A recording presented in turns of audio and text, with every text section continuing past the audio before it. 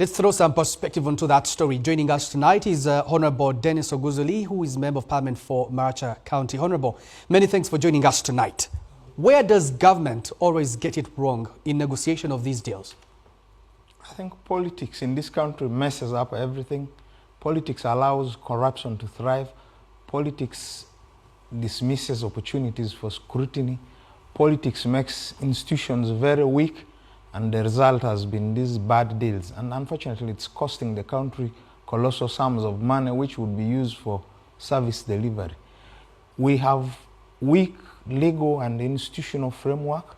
You find there are laws particularly enacted to stifle transparency. If citizens are going to demand and would want to demonstrate against things like that, laws like Public Finance Management Act, there are laws that constrain civil society organizations from seeking accountability. So there are all these gaps which we must confront and reform if we want to deal with the problem of bad deals in our country. You have mentioned a number of them, the Bujagali, the Omeme, the UTL. All these are colossal sums of money. And they are, they are going unattended to. Nobody's being questioned. Nobody's paying a price for, executing bad deals for the country. You have cases where we are borrowing and we have to go and settle these disputes if they arise in London. And that costs money. We had a dispute with the Heritage. Tallow oil, we had to go and pursue it in London. Why should such things happen? Right. So what is the problem, and how do we ensure accountability and transparency in the negotiation of these deals? Some of them, we do not even have the content of the terms that are negotiated. Yeah, that also happens. You find non-disclosures even in the agreements. And those are all deliberate attempts to deny citizens opportunity to scrutinize.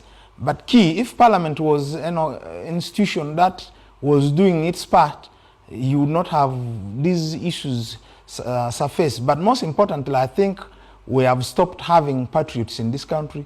Most people are now working for themselves and their families, not for the country. At all levels, from the presidents up to the LC1, nobody seems to be working for the country. When it comes to negotiating deals that involve large sums of money, actually any deal when it comes to government, how do you suggest that they should be handled? Because most of these, we get to know about them being bad deals after they have been negotiated and signed. Yeah, I think the first thing should have been everybody charged with responsibility to know that they are working for the people. And once we have lost that, you are going to continue to have these bad deals. Already the institutions are not working. There's no oversight. There's no scrutiny. Everybody is working to get something. And how can we be able to benefit the country from our engagements with other partners? There are legal frameworks, but these legal frameworks are not even helping. So what we need is to reform our institutions. We need to have people who can stand up to the task and say, no, this doesn't work for the country. And we need an enlightened population.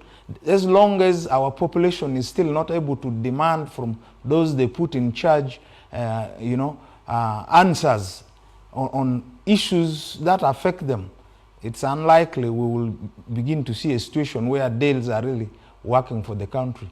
And indeed, the reason we are not having good roads, the reason medicines run out of our hospitals is because money which should have been used for this kind of thing doesn't get to the people. We have deals where people waive tax obligations, and this tax obligation denies us domestic revenue, which we can be able to use to deliver services. So everything is going wrong in this country, and we need to reconfigure our politics so that it is intended to address the needs of the people.